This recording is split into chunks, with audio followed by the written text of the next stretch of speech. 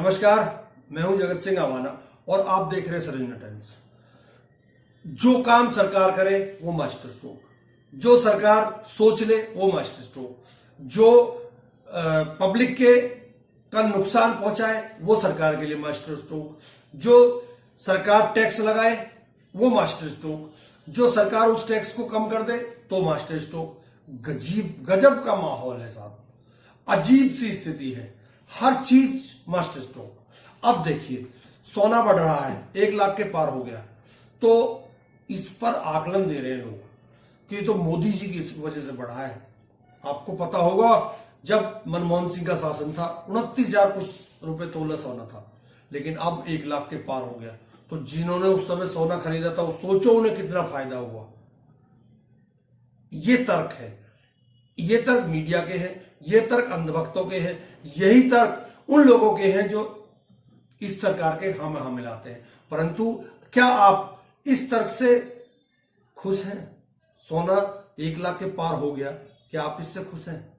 सोना क्यों बढ़ रहा है? सोने को खरीद कौन रहा है? सोना कहां जा रहा है, कहां से आ रहा है? सब चीज आज मैं आपको बताने वाला हूं। क्यों बढ़ रहा है वो भी बताऊंगा, उसके अलावा बढ़ाने वाला कौन है ये भी बताऊंगा। आपको पूरा वीडियो देखना पड़ेगा, तभी आपको पता चलेगा कि आखिर सोने के रेट बढ़ क्यों रहे हैं। सोने के लिए रेट बढ़ने के लिए मनमोहन सिंह जिम्मेवार। रेट अगर वो बढ़ रहे हैं, आज बढ़ रहे हैं, तो अब ये मास्टर स्ट्रोक है। पहले जो बढ़े थे वो मनमोहन सिंह की गलती थी, जब मनमोहन सिंह का शासन था तब महंगाई बहुत थी, लेकिन अब बढ़े तो मास्टर स्ट्रोक। प्रधानमंत्री मोदी के किसी फैसले के कारण मुनाफा दे रहा है। खुद प्रधानमंत्री मोदी को भी पता नहीं होगा कि सोना उनकी वजह से 1 लाख रुपए का हो गया है, लेकिन सोशल मीडिया पर समर्थकों की फौज ढोल पीट रही है। तुलना हो रही है कि जिसने मनमोहन सिंह के समय 10 ग्राम सोना 25,000 रुपए में खरीदा, वो अब 1 लाख रुपए का हो गया है। फायदा ही फायदा हुआ है। इस तरह की दलीलें, यानी 2003 में 10 ग्राम सोना 5600 रुपए का खरीदा था, तो वो मनमोहन सिंह के समय यानी 2013 में 29,000 का हो गया, 5 गुना बढ़ा। मनमोहन सिंह के 25,000 10 ग्राम से प्रधानमंत्री मोदी के समय 1 लाख हुआ, यह तो 4 गुना बढ़ा। लेकिन क्या इससे आप बहस जीत जाते हैं? बकवास बात है। प्रधानमंत्री मोदी की सरकार सोने के मामले में कहीं से कोई एक्सपर्ट नहीं है। इस सरकार ने सॉवरेन गारंटी के साथ गोल्ड बॉन्ड जारी किया था, लेकिन जैसे ही सोने का भाव बढ़ने लगा बंद भी कर दिया। 2015 में इसके लॉन्च के समय कहा गया कि इससे सोने के आयात में कमी आएगी। आ गई क्या कमी? अगर ऐसा था तो 2015 की स्कीम को अचानक 2025 में क्यों बंद किया गया? क्योंकि सोने का दाम इतना ज्यादा हो गया है कि आप उस भाव पर निवेशक को रिटर्न देंगे तो सरकार का खजाना खाली हो जाएगा, कंगाल हो जाएंगे। आर्थिक मामलों के सचिव अजय सेठ का बयान है कि इस स्कीम को जारी रखना सरकार के लिए काफी महंगा साबित हुआ है। मीडिया रिपोर्ट के अनुसार इस मूर्खता के कारण सरकार पर उल्टा 1.25 लाख करोड़ का बोझ बढ़ गया। यही नहीं, रिजर्व बैंक को रिटर्न की प्राइस फिक्स करनी पड़ी कि 1 यूनिट का 8,624 रुपया ही दिया जाएगा। अगर 10 ग्राम सोना 1 लाख का कैसे हो गया और कितना बढ़ जाएगा? कहीं गिर गया तो कितना गिर जाएगा? मॉर्निंग स्टार नाम के अमेरिकी फाइनेंशियल फर्म का कहना है कि सोने का भाव गिरेगा भी और यह 56,000 10 ग्राम पर आ जाएगा। अगर ऐसा हुआ तो 1 लाख के स्तर पर सोने में निवेश करने वाले बालकनी में जाकर थाली जरूर बजाएंगे। लेकिन इस भविष्यवाणी को भी सुन लीजिए। गोल्डमैन सैक्स ने अनुमान लगाया है कि 2025 खत्म होते होते 10 ग्राम सोना 1,26,000 से अधिक का हो जाएगा, यानी $200 और बढ़ेगा, $3,700 तक जाएगा। ज्यादा जोखिम के मार्केट में गोल्डमैन सैक्स ने सोने के $4,500 तक पहुंचने का अनुमान लगाया है, यानी $1,000 की वृद्धि अभी और हो सकती है। किसका दावा सच होगा और किसका गलत, यह हम नहीं बता सकते, लेकिन हम इसमें जरूर दिमाग लगाना चाहते हैं कि सोना खरीद कौन रहा है। क्यों न सुनकर लोग बैंकों से पैसे निकालकर जौहरी की दुकान के आगे लाइन में खड़े हो जाएं। कहीं दाम गिरने लगा तो शेयर बाजार के मारे ये लोग सोने की खरीद के बाद पानी भी मांगने के लायक नहीं बचेंगे। मैं आपको ये बताता हूं, सरकार ने एक योजना, अभी आपने देखा रिपोर्ट में, एक योजना लाई थी सॉवरेन, वो थी सेवरन गोल्ड बॉन्ड खरीदने के लिए स्कीम थी वो, उसमें 8,000 कुछ का वो बॉन्ड था एक का। क्या उन बॉन्ड खरीदने वालों को फायदा हुआ? नहीं हुआ, क्योंकि सरकार ने वो बॉन्ड अब बंद कर दिए और उसका फिक्स कर दिया है कि इतने रुपए से ज्यादा नहीं मिलेगा। तो क्या इन्वेस्टमेंट करने वालों को फायदा हुआ? नहीं हुआ। आप सोचेंगे कि आखिर मैं इतनी बातें क्यों कर रहा हूं। मैं आज आपको ऐसी बातें बताने वाला हूं कि जो आपके पैरों के नीचे जमीन खिसका देगा। साहब, इस समय 68 रुपए प्रति बैरल, $68 प्रति बैरल का रेट है, जो कि अपने अब तक के 20 साल के अपने न्यूनतम भाव पर है। परंतु क्या आपको पेट्रोल डीजल में फायदा मिला? क्या आपको पता है 20% आपकी गाड़ियों में जो तेल डाला जा रहा है उसमें इथेनॉल मिलाया जा रहा है? क्या आपको फायदा मिला? 20% बढ़ा के मिला के इथेनॉल और पेट्रोल का, कच्चे का तेल का आप भाव समझ सकते हैं। क्या आपको फायदा मिला? नहीं मिला और ना ही मिलने वाला है। जब शेयर बाजार गिरता है तो सोना चढ़ता है, जब प्रॉपर्टी के रेट गिरते हैं या स्थिर हो जाते हैं तो सोना बढ़ता है। वहीं दूसरी तरफ कोटक महिंद्रा के जो निदेशक है वो कह रहे हैं कि जी ये गृहिणियों की क्षमता पर है और भारत में इतनी गृहिणियां हैं कि जो सोना खरीदती हैं। क्या वास्तव में सोना खरीदती है गृहिणियां? इतना महंगा हो रहा है, यह किसका खेल है और इस खेल में आप हारेंगे या जीतेंगे? जुलाई 2024 में सोने का भाव एक महीने में 6,000 महंगा हो गया। 1 जुलाई 2024 को 10 ग्राम सोने का भाव 67,850 रुपए था। 17 जुलाई को बढ़कर 73,880 रुपए हो गया, लेकिन गिरा भी। 31 जुलाई को 68,820 रुपए पर आ गया। उसके बाद से सोना ऊपर नीचे होता रहा और अब 10 ग्राम सोना 1 लाख रुपए से अधिक का हो गया है।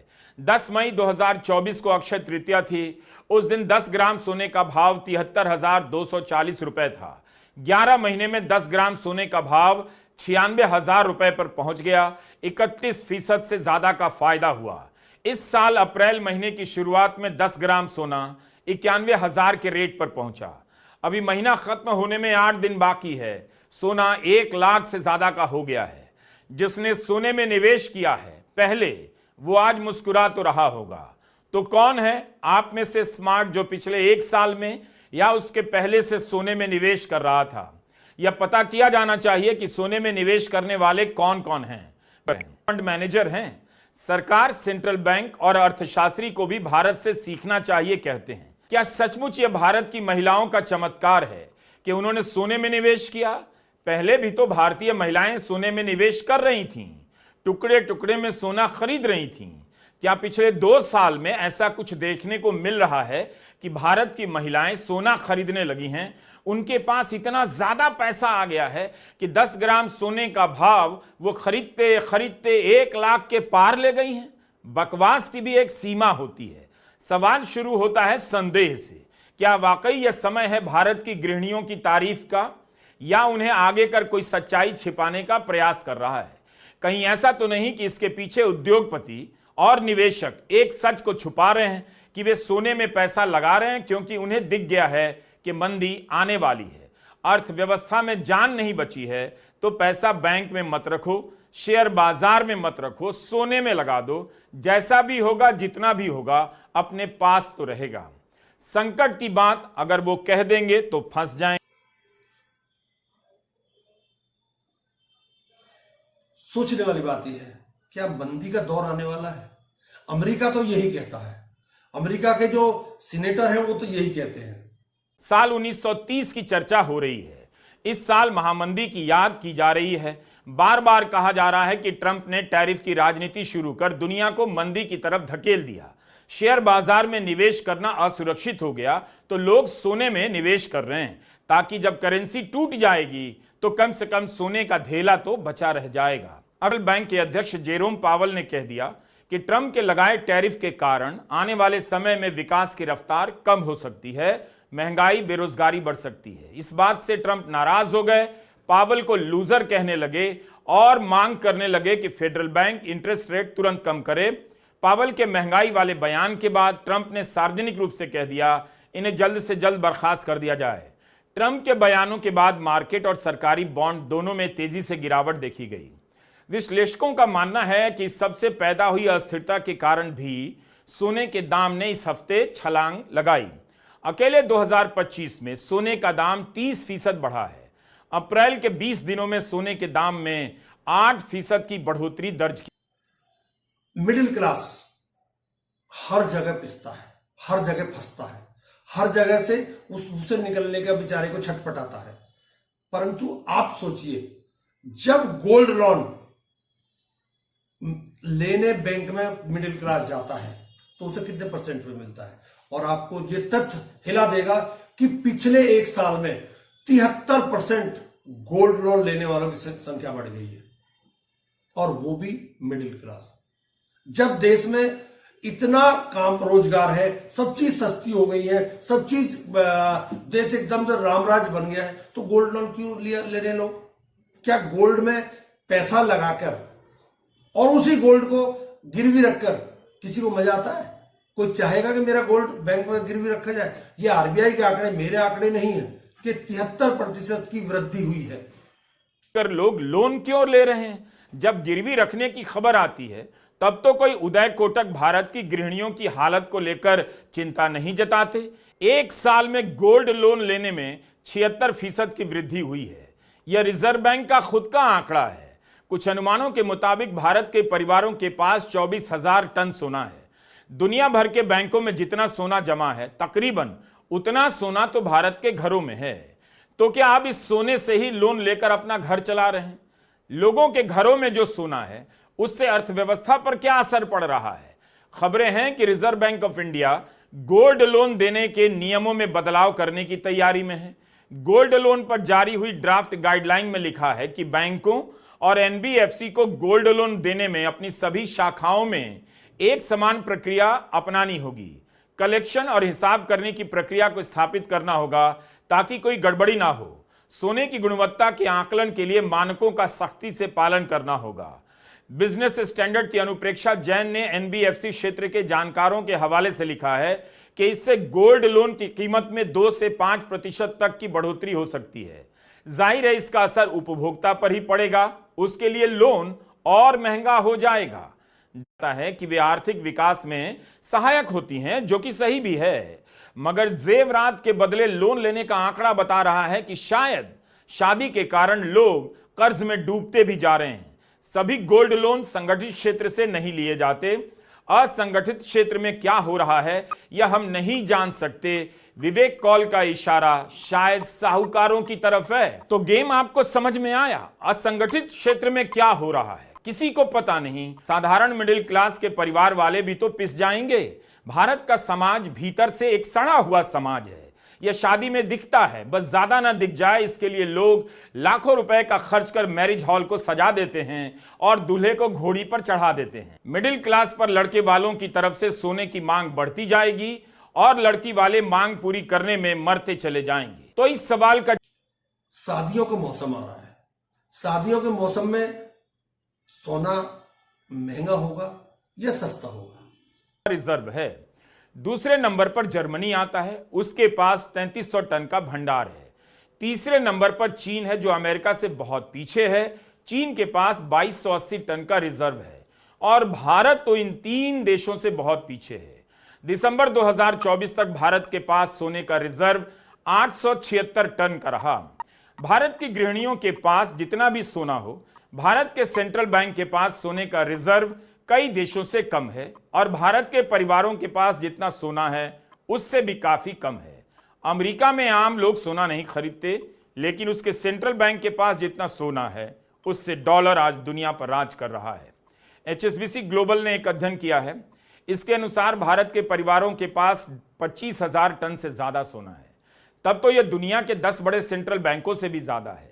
चीन के परिवारों के पास 20,000 टन सोने का। अर्थशास्त्री बताते हैं कि जब सोना महंगा होता है तो आर्थिक मंदी का दौर आता है, लेकिन सरकार इस बात को मानने के लिए राजी नहीं है। सरकार कहती है कि ये मोदी जी का मास्टर स्ट्रोक है।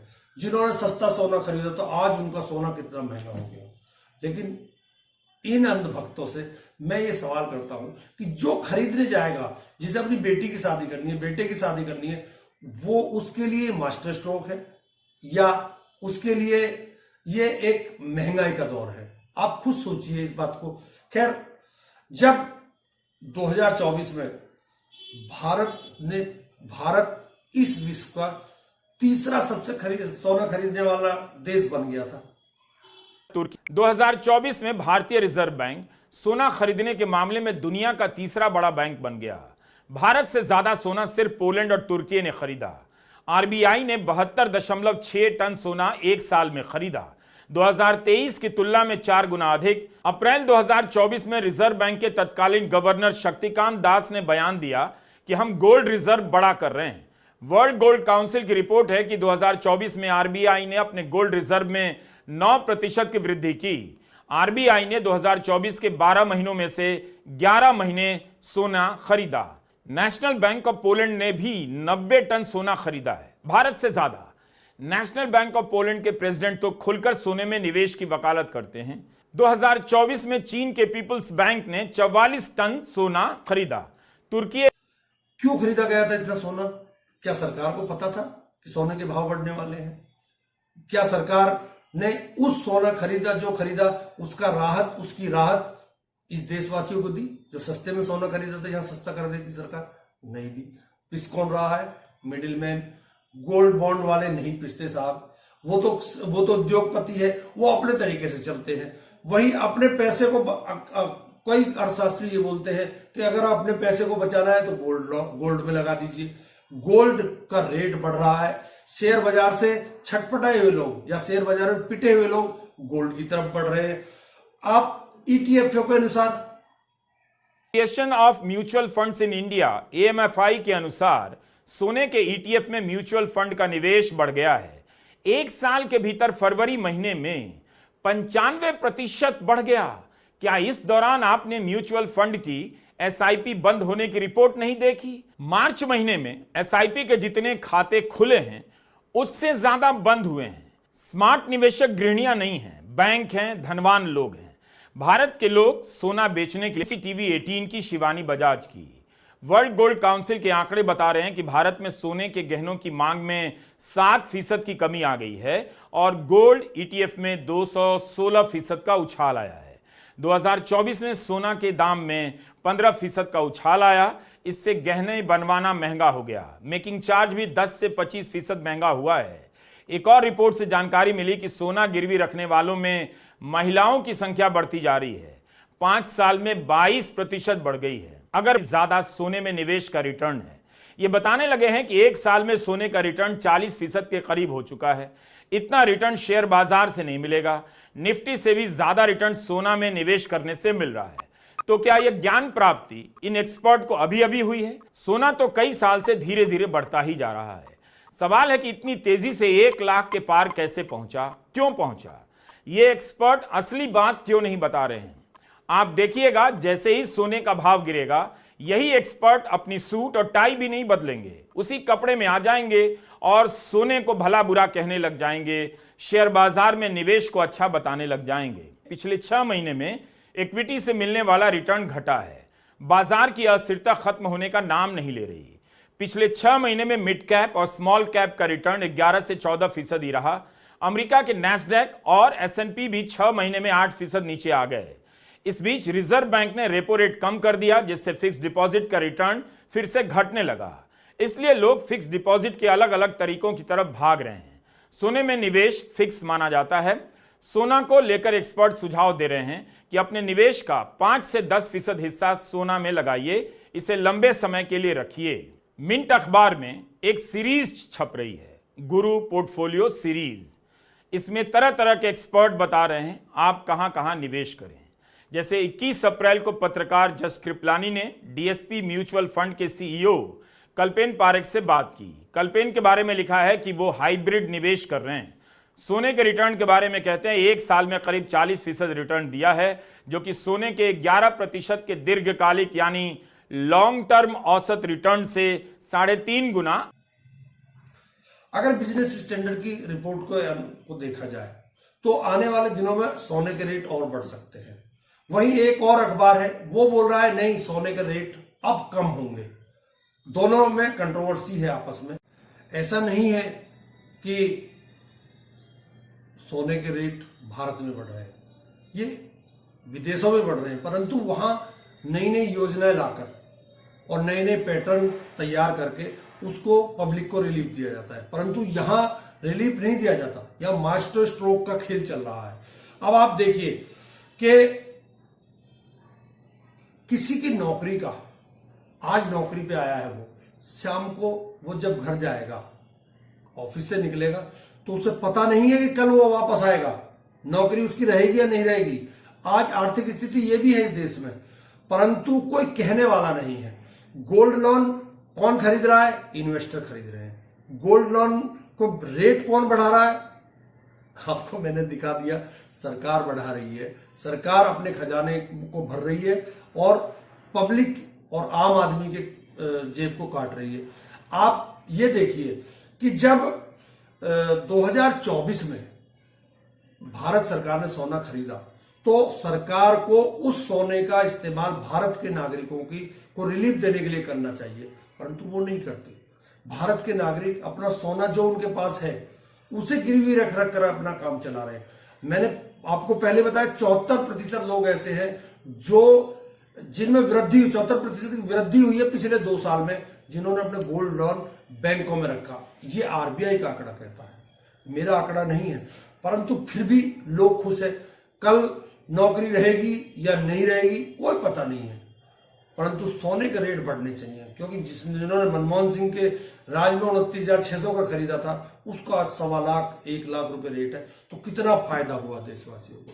ये एक मास्टर स्ट्रोक, और मास्टर स्ट्रोक की आड़ में आपको बनाया जा रहा है और आप लगातार बन रहे हैं। जीएसटी 8 साल 2 महीने खूब दबा के सरकार ने मलाई चाटी और अब सरकार उसे मास्टर स्ट्रोक कह रही है। टैक्स रेट खुद लगाएंगे, टैक्स खुद लगाएंगे, उसे कम करेंगे तो मास्टर स्ट्रोक, जब लगाएंगे तो मास्टर स्ट्रोक। उसी तरह से नोटबंदी में 2000 का नोट लाएंगे तो मास्टर स्ट्रोक, अब काला धन गायब हो जाएगा, उस नोट को बंद कर देंगे, सारे मर गए काले धन वाले बेचारे जिनके पास 2000 के नोट थे। कोई नहीं मर रहा आज भी, और आगे आने वाले वक्त में भी इस देश में केवल मिडिल क्लास फंसेगा, और उसकी राशि में फंसना ही लिखा है। क्यों फंसना लिखा है आपको समझदार है। अगर रिपोर्ट अच्छी लगी हो तो कृपया सब्सक्राइब करें, शेयर करें। नमस्कार, जय हिंद, जय भारत, जय भीम।